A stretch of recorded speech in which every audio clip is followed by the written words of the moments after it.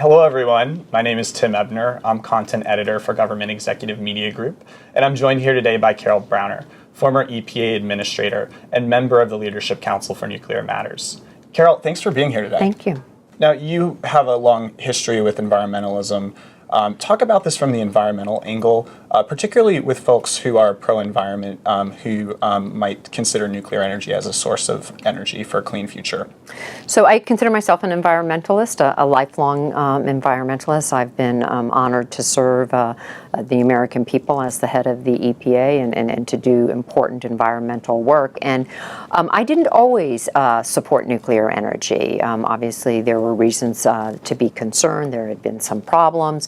But I think those problems have been addressed.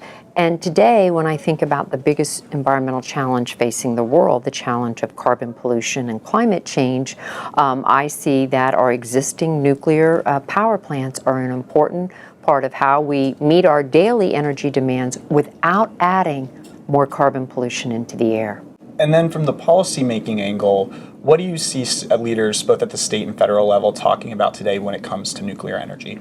Well, right now, President Obama has adopted regulations to reduce carbon pollution. He focused first on cars and trucks, and now he's focused on power plants. And so each state will get to write a plan, a blueprint about how they will go about reducing their carbon pollution. And I think an important part of that debate, an important part of those plans, will be preserving the existing nuclear fleet. Obviously, they have to meet all of the safety standards, and there are experts and regulatory agencies to do that.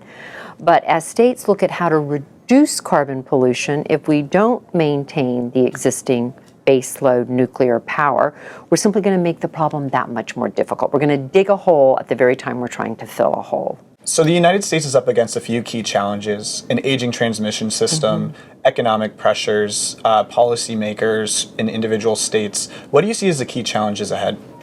Well, I think you can think of them as challenges, but you can also think of them as opportunities. You know, we can have a conversation in this country about how we use energy, about what kind of energy we use, and how we continue to modernize our energy infrastructure.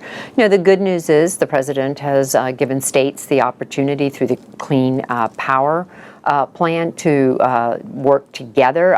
There's a lot of flexibility, so states can kind of look at where they've been, where they want to go. I'm very optimistic about the role that they will play, and I think that many of them will see the existing nuclear as an important part of the process going forward. But, you know, I think for many Americans, we think about electricity when the lights don't come on.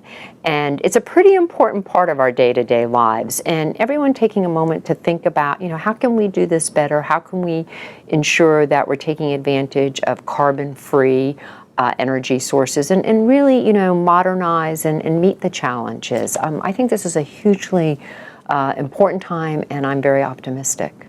What about in the future? What do you see the nation's energy mix looking like? And what do you hope for in maybe 5 or 10 years from now?